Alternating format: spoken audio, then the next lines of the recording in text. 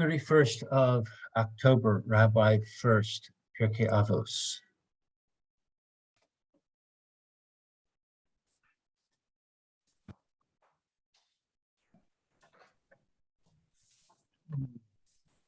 Hey, good morning. This is Rabbi Shlomo Furst here at Yeshivat Seminary here in Jerusalem here on Zoom. This is our first year in the morning.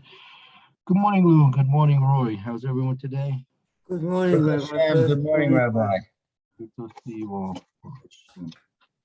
Okay. Good morning, Eliezer Tzvi. Good luck to you. How are you? Okay. So, let's see. I sent out Erev Shabbos a new sheet for this week coming. Eliezer Hashem. Got it. See that? Misaka Shabbos. Masechet Shabbos. No, it should start. I think it should start with the Rambam, if I'm not mistaken. Oh, Yeah, Rambam should I, is there. Let's see.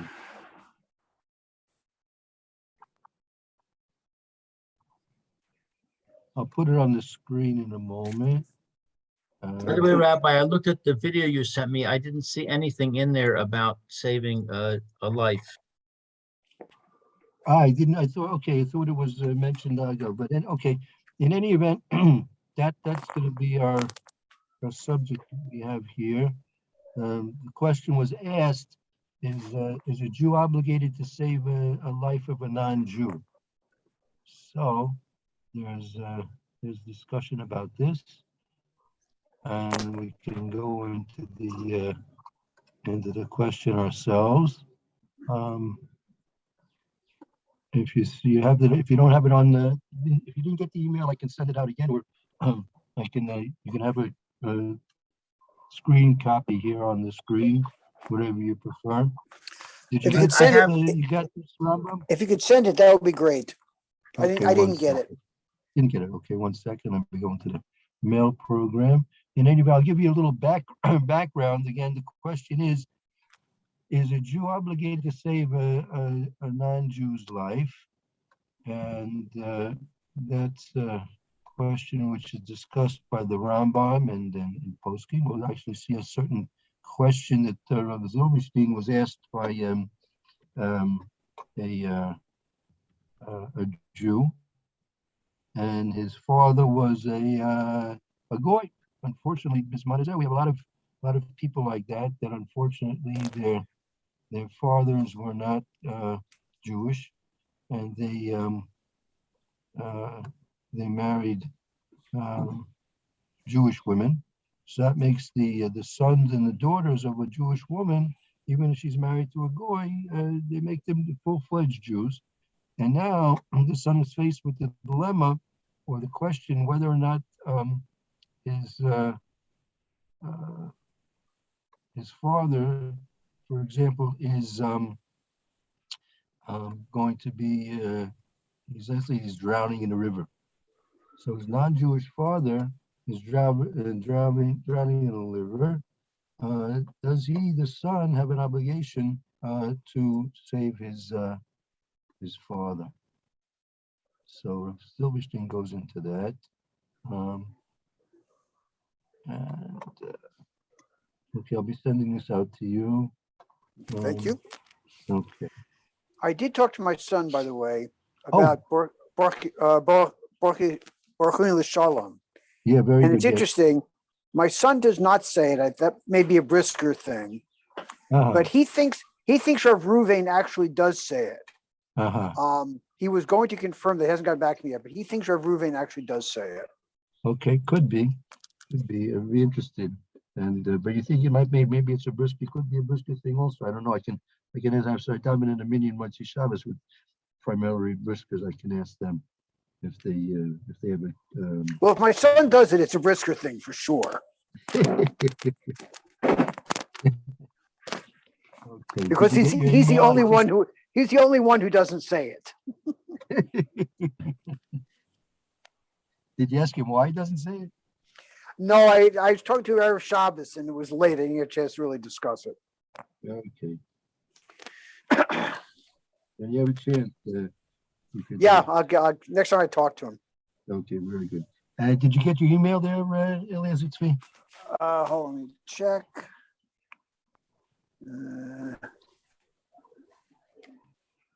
Yes, got it. Okay, very good.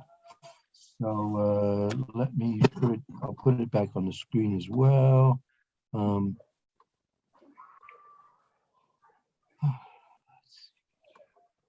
Okay. Good morning, Mayor. Good morning. Good luck. Good luck to you too. Did you get the email as well, Mayor? You got what we're doing this week? Morning, I didn't check. Well, it should have maybe come in. It could have come in Erev Shabbos even. Maybe I sent it to Erev Shabbos. Okay, hold on. Good morning, Barry. Barry, did you get an email? Good morning. You got an email with what we're doing today, Barry? I didn't. I'll check. I didn't. Might have come in. I have one from Thursday. Is Thursday? What did you send it Thursday? It could have been Thursday. Maybe it was Thursday night or Friday. Maybe it starts with the Rambam and Hilchos Ritzeiach. Let's see. This one. I don't see it. Angels. Anyway, I think we did that already. Let me see. You have to check the. I guess I didn't get it either. Huh. Oh, okay, 1 second. Okay, so let's see. Okay. Okay.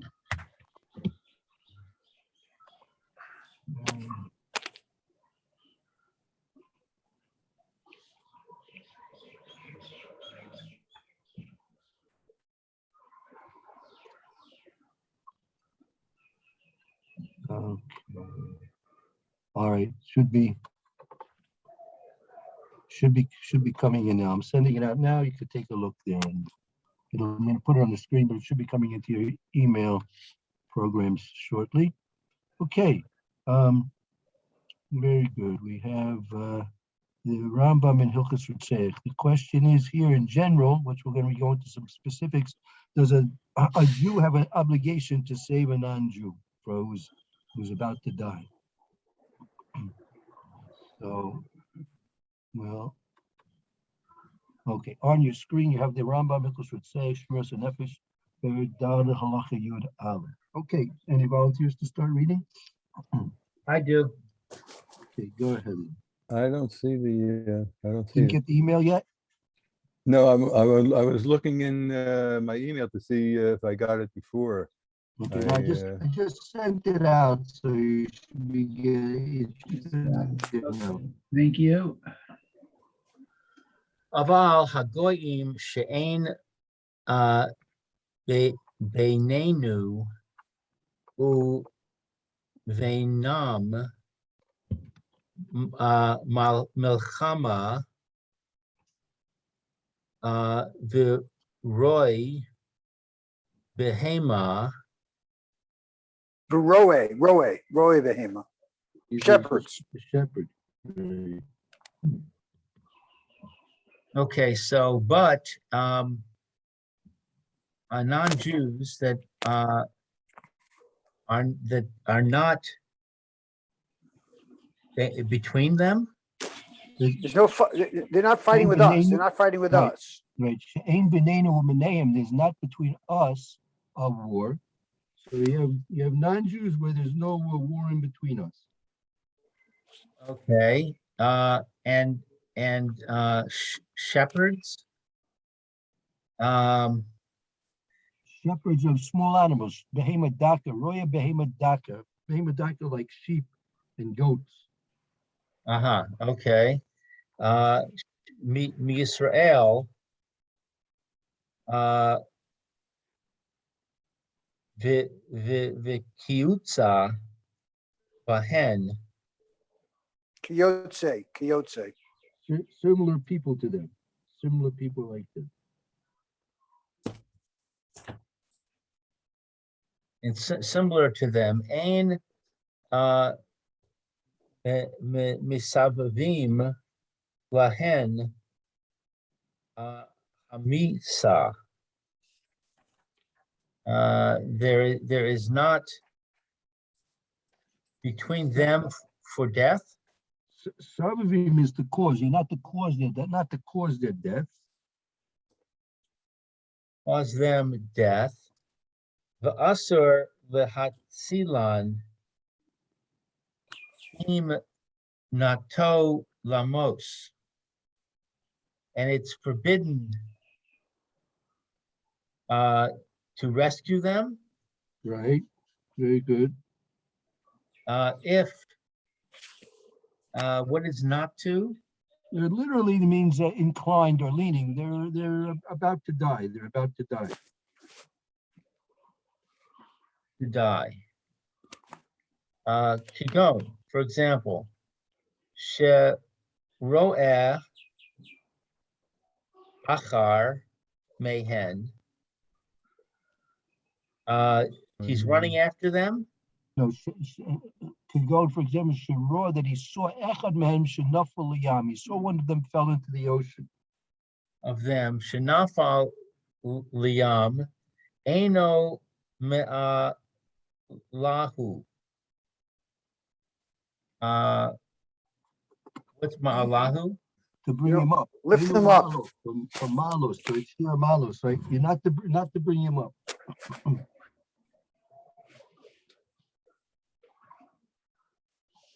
She Ne'emar, as it says in Vayikra, Lo Ta'amod al Dam Re'acha.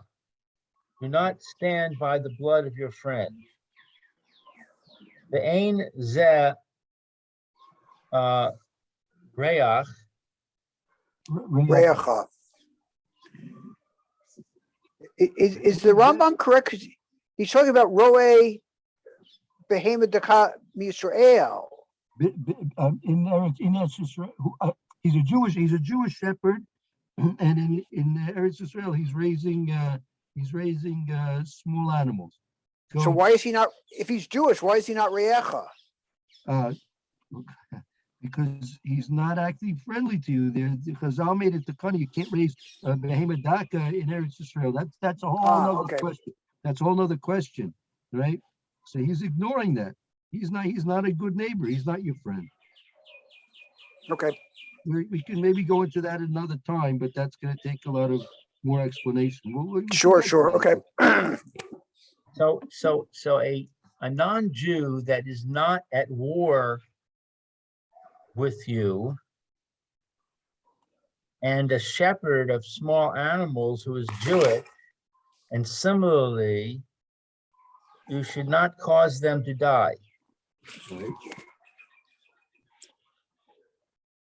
But it's forbidden to rescue them if they're near death. Right.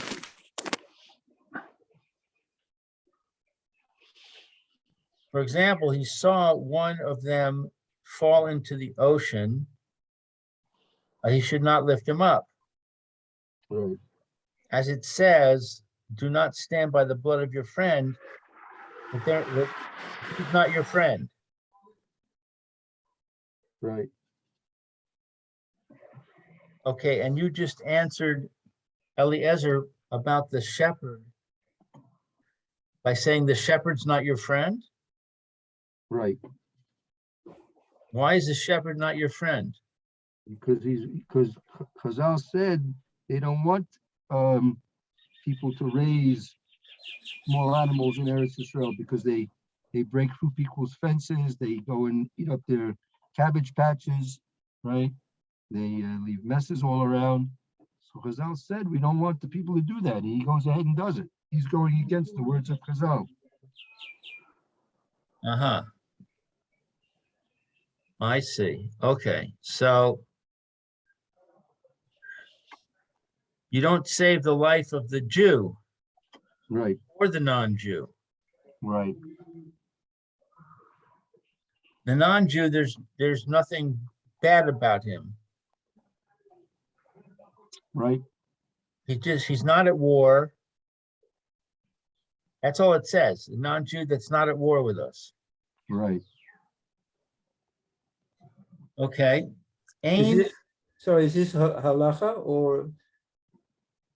Okay, hold on, hold on. So hold on to the halacha. We're just learning the Rambam right now. Okay, Okay. if the question comes up, Roy, you'll let me know as soon as possible. Okay. Okay. ein korsin, So that first Rambam was in Hilchos Rotzeach, Ushmiras HaNefesh, and now this is the Rambam in Hilchos Avodah Zorah. right. Okay,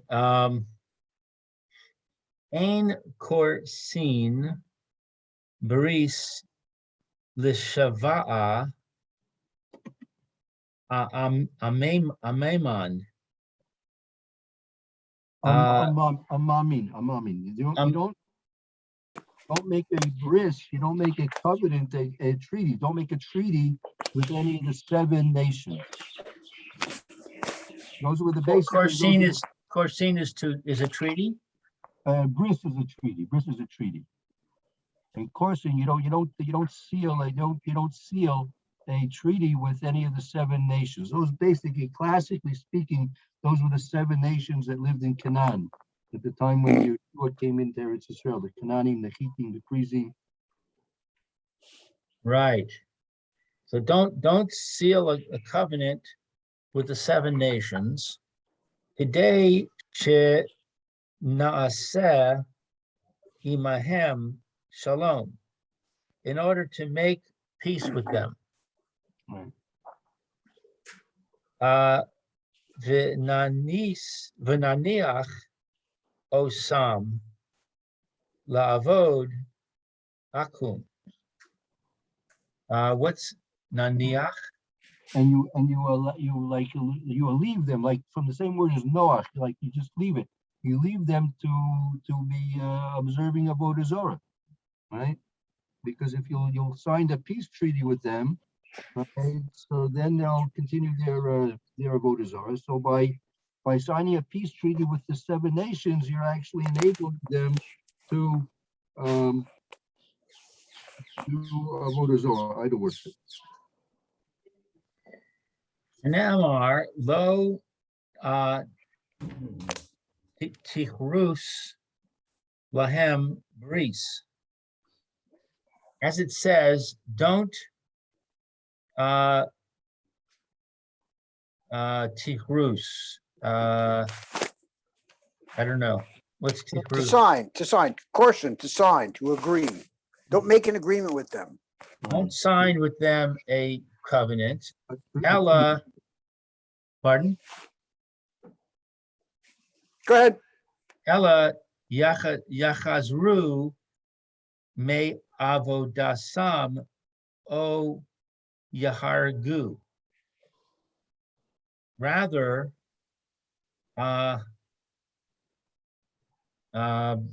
return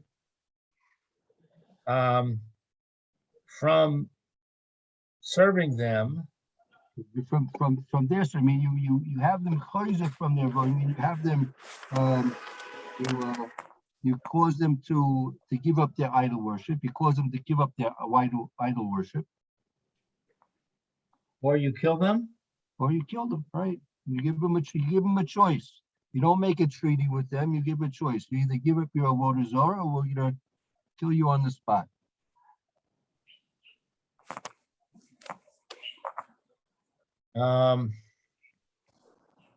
V'asar l'racham alehem shne'emar v'lo tachnam. It's forbidden to have mercy on them, as it says, do not tachnam. I don't know. No tiktok. That one moment.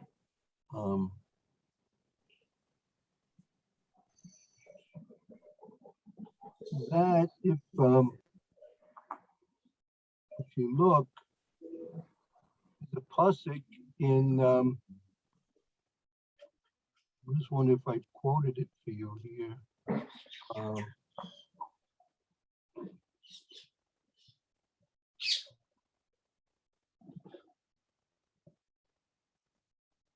right. Okay, that's a pasuk. I'll tell you where you can look up the pasuk 1 second.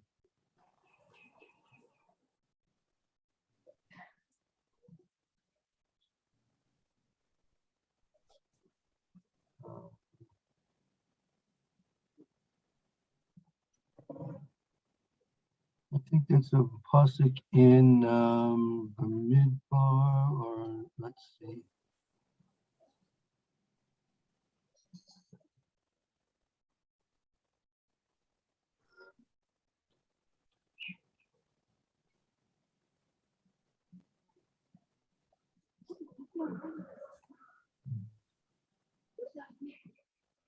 Okay.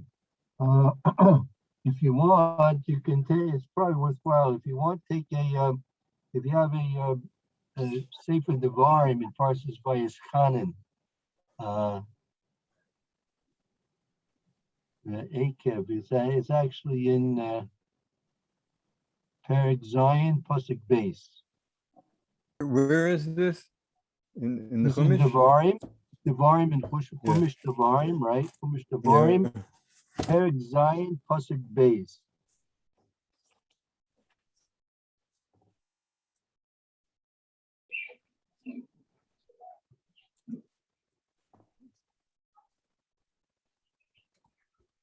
Okay, the Unesanam Hashem Elohecha Lefanecha Vehi Ki Sam Ha-Charim Osam Lo Sichros Lahem Baris Below Sichanim. So it Right. says, So, I mean, if you notice, just before we go into the translation, but if you look at that word, lo sichanim, that word, right? That word, the source of that word is the nun ches, right? Chen, right? or ches nun rather. Ches nun is chen, right? So it means you shouldn't be favorable towards them. Basically, it means you shouldn't be favorable towards them. Wait, I'm looking at the pasuk in the Chumash. Yeah. So the way this reads, it looks like the reason that we have to completely wipe them out is because they're a danger to us. In other Okay. words, if someone's attacking you with a weapon, so you have the right to kill them. No questions asked. But and the same thing here, we're allowed to wipe them out. So that would be as if they were attacking us. Mhm. Is that a correct reading of that? To a certain extent, let's just go back and translate the whole pasuk to begin with, and then we can maybe open up the discussion a little bit more. We'll see. Hold on a second, Dave. Okay, so Hashem your God will deliver them before you. You will smite them.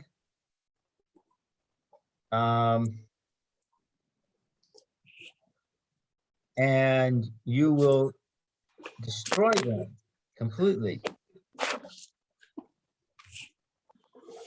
And you shall not consider them favorable. Right. Bye-bye, Judy. Have a good day. Okay, so that's a command midoraisa. That's a mitzvah, right? It could be a lav midoraisa. It could be a full-fledged lav. Just like you're not supposed to eat chametz on Pesach, you're not supposed to talk lashon hara, right? It could be that this is you're not supposed to machal Shabbos. It could be that this is like a full-fledged midoraisa as well. Right? Just like you're not supposed to talk lashon hara. You're not supposed to act favorably towards the non-Jews. So, but we'll see. We'll see about. Well, this is just the beginning of the discussion. Well, but so, I mean, but there has to be conditions. I mean, we can't just walk around looking for Christians who are avodah zarah and kill them. We'll get thrown in jail. No one's suggesting you should go out and killing them yet. Did anyone suggest you should kill them? Yeah, it says you should destroy them. So where do you begin and end? Because if it's because we're conquering the land, then that seems to be only because, well, we're conquering the land, so we need a reason to get rid of them. Right. But so where does this begin and end? If I travel to a different country and I see an idol worshiper, so what am I supposed? What's the limit? Of course, I'm not going to kill them, but why not? I mean, what's the limit of the pasuk? What's the circumstances? Because it looks like this is just an excuse because we want their territory. Okay, so hold on, because I mean, someone reading the Bible, someone who, so to speak, reads, quote, the Bible, unquote, that's what they're going to think. Oh, sure, you need an excuse to take their farms. So if you notice what the Rambam said, right, you're not supposed to, ain't Carson Bris Shiva Amamim, you're not supposed to feel a treaty with one of the 7 nations, right? So we'll see about this. When the Rambam mentioned the 7 nations, we have to see because if that's just applicable to the 7 nations, or it's also applicable to all goyim as well. That's number 1, right? Number two, when the pasuk says at the end of the pasuk, "Lo Siskanim," right? Does that give you a separate, right? A separate command, right? Or is it part of the command of of wiping them out because we're settling the land, right? So that'll be discussion as well. So we'll get to these points. Bezos Hashem. Okay, so let's go back to the Rambam. Go back to the Rambam and let's see how he completes the thought here. So I just wanted to ask you a question. The pasuk that we read applies to the 7 nations, but the Rambam seems to reply to all non-Jews. Where do you see that? Is that correct? Well, at what point do you see that the Rambam's applying it to all non-Jews? Oh, wait a second. I see. The 7 nations. Okay, I'm sorry. I reread it and I see it says the 7 nations. Okay, so it's the 7 nations. All right, I'm with you. Okay, so at this point, the Rambam is basically limiting it to the 7 nations, right? Right. And don't forget, we have to contrast this with the first Rambam that we learned in Hilchos Ritzeach and Shmiras HaNefesh, that was apparently not speaking about the 7 nations. That was apparently talking about any non-Jew. Right. That was the first paragraph. Right. Okay. Right. Exactly. Okay, let's continue with this Rambam, the second Rambam. Fichach im ro'eh mehem oved o tova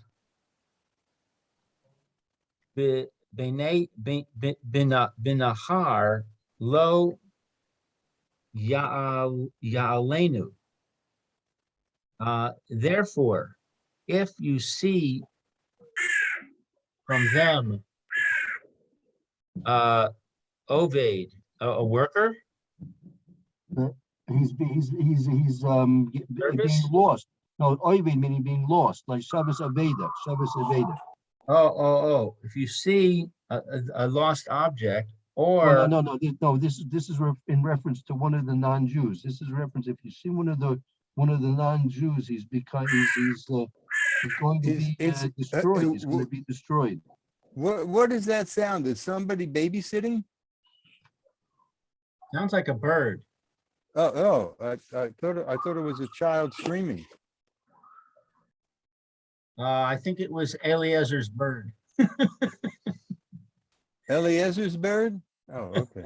Well, he muted himself, so I presume that he identified it as being his bird Oh, okay. or his child, whoever, whatever. Yeah, all right. Well, So if you see one of them is lost or tuva, I don't know, is that good? He's drowning in the river. Or We have that- drowning? Yeah. Binahar, in the river.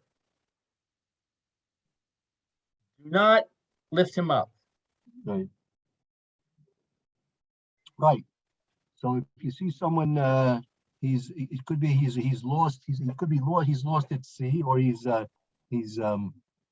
drowning in the river. Don't save him. Don't bring him up. Re'ehu netoye lamos lo yitzi lenu. Okay, your friend. No, you see. You see.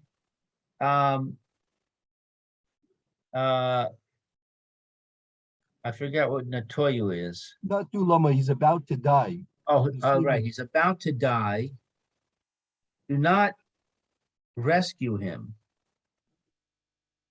Aval, but the avdo biado. But if his lost object is in your hand. No, this is la avdo biado, to literally to destroy him in your hands. To actually destroy him in your hands. Destroy him in your hands. Oh, or le dachfu lavur ve kiotse bezeh usser. So, but to destroy him in your hand, or le dachfu, I don't know. Daf was to push labor, to push him into a pit. Push him into a pit like this is forbidden. Right. So actually, so you're not, on one hand, you're not obligated to save him. On the other hand, you're not allowed to kill him. you can't speed up the process. Right. It's got to happen naturally. Right. Yeah. Well, that's good to know. I wish I would have known that 2 days ago. Yeah, you put your gun away, it's okay. So if he's about to die, you don't rescue him, but you can't kill him. Right. Mipnei she'eno oseh imanu milachma. Milchama. Because that they are not making war with you. They're not at war with you. Right. So since they're not at war with you, you can't go ahead and kill them outright. Bema divarim amorim b'sheva amamin. With what these words are said with the 7 nations. These words are said regarding the 7 nations. Right. Aval ha-mosrim v'ha-apikorasin Apikorsim. Apikorsim. But Hamosrim are what, deniers Yeah, and these are, heretics? yeah, Mosrim are people who are informers. They inform on Jews and turn them over to the KBG. They turn them over to governments. Apikorsim are heretics. Okay, or but Jew. informers and heretics from Israel who are Jewish, Haya din, it is the law, la'avdan biyad, it is the law that you should kill him with your hand. Right, you can kill them directly. Ula horidan ad ba'ar shachas mipnei shehayu matzirim liYisrael masirin es ha'am me'acharei Hashem. Ula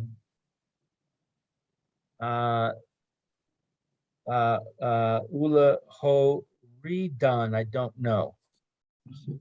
Well, okay, so it's if these people, these informers and heretics of Jews, the halacha is, the law is that you can kill them directly.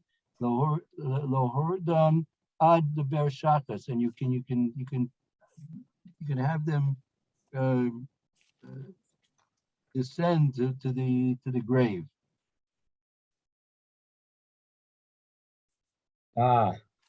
Or dimad be'er shachas is a phrase which means you can have them descend to the grave. Right. Because they were, what is matzirim? Matzirim are like they're tormenting the Jews. They're tormenting Jews. Because they are tormenting Jews, umasirin ein ha'am me'acharei Hashem, after Hashem. Right. What is masirin? Masir esa'am ma'akri Hashem. They're directing the people against Hashem. Against Hashem.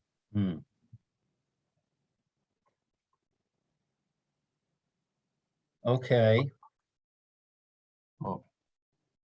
So we see when it comes to the non-Jews, you're not obligated to kill them as long as they're not at war with us. But on the other hand, you're not supposed to save them.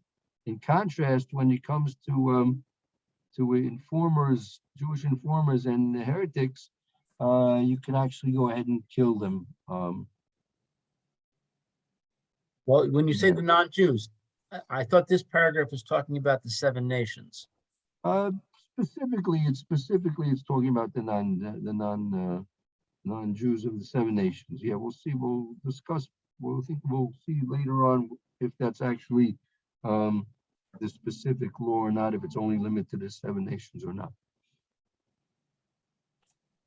Okay, it seems to be a stira to me because I don't remember where we learned it, but there is a discussion, I believe, in the Gemara about doing business with idol worshipers in proximity to their holiday. Right. And it says that you shouldn't do business with them because they'll use the profits to buy an idol or to give an offering to an idol, or they'll say thank thanks to their idol because the deal was a good deal for them or whatever. And it seems that the implication is that if it's not within 3 days of their holiday, then you are permitted to do business with them.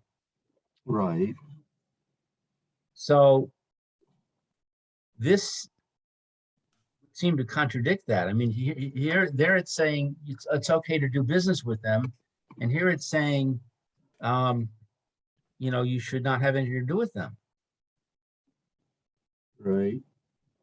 So, okay, well, we have to hold on to that. Again, also, if you look in the laws of Ribbis, it says there in the same pasuk that you're not supposed to lend with interest to a fellow Jew. But when it comes to a non-Jew, right, you shouldn't actually. Some even consider it a mitzvah to lend with interest to a non-Jew. Right. So, okay, so hold on to that. We'll see. We'll have to see how these statements of the Rambam, how they filter into halacha. Okay. I continue.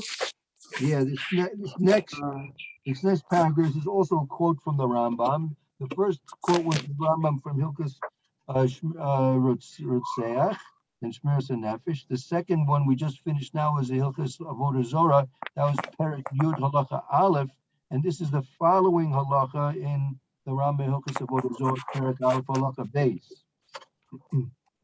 Yeah, go ahead. Mikan ata lamad she'asur lirefuos akum. From here, you learn that it's forbidden to heal an idol worshiper. Afilu bisachar. Even To get paid for, even if you're paid for it. Right. Scar, you get scar for it. Right, even for a wage, right? Even if he's offering you a wage, right? So you're doing it not because you want to really have the non-Jew alive. You just want to make some money. You want to make parnasa.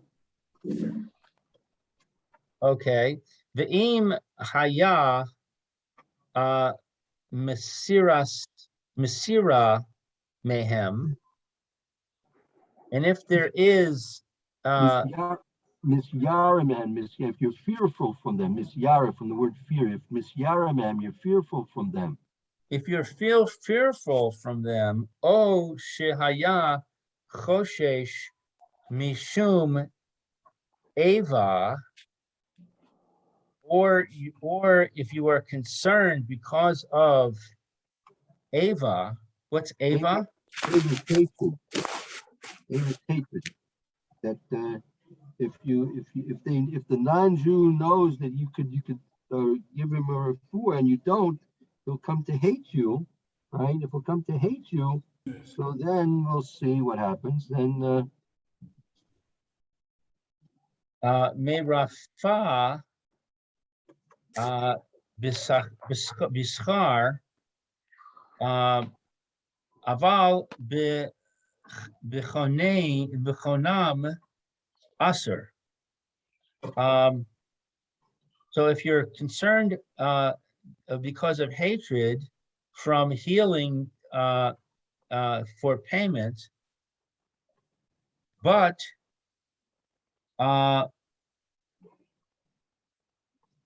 b'chanam is what? Bechinam, for free. Free, but for free it's usher. So if you're concerned about hatred, then you can heal him for payment, but you still are not allowed to heal him for money for free. right. Yeah. The gam toshav, Ger Toshav. Yeah. the ger toshav ho'il ve'ata mitzaba leha chayuso merefaim oso b'chanam. Bechanam. Bechinam. Bechinam. And a ger toshav is a resident alien. Yes, that's we don't have this situation so much in our time, but at the time when of Tanakh and of the Gemara, there was such a situation, a ger toshav, there would be a non-Jew who chose to live amongst us, right? So if he accepts upon himself zayin mitzvahs b'nei noyach, so if he vows to keep the 7 mitzvahs b'nei noach and he lives amongst us, right? So then we have a mitzvah l'chayoso to support him in his life. You have a mitzvah to support his life, provide for his if he needs, you can give him tzedakah. If he needs, that means someone who converted to be a Jew, or that's just someone who lives in Jewish land? Right, just someone who's living, just someone who lives amongst us, and he doesn't eat nevelis, and he doesn't do avodah zorah, right? And ostensibly the other mitzvahs b'nei Noah. So he's basically being a righteous non-Jew. And it's a mitzvah, therefore, to heal him for free? Right, because you have a mitzvah l'chiyosam, at the mitzvah l'chiyoso, you're obligated to keep him alive. So marapim, you give him a refuah, and but not for free. You can have him pay for it. Wait. Say that last sentence. That what's that? Marapim moso bechinam. You can even, since we have a mitzvah, right? Since we have a mitzvah to support them, right? You can even give them a refuah, can treat them medically even for free. Okay. She'ein anu mitzva'in lehatzilam mishum tikasiv lo sa'amod al dam re'echa ve'ein ze ra'icha. So that we are not commanded to rescue them, because it is written, do not stand by the blood of your friend. Right. So that's the command by which we are commanded to save and help another Jew. Right? Right. So that's our command to save other Jews. Because lo sachmod al dam reyecha. This non-Jew is not your reyecha, he's not your friend. So you're not mitzuva, you're not obligated to save him. Right.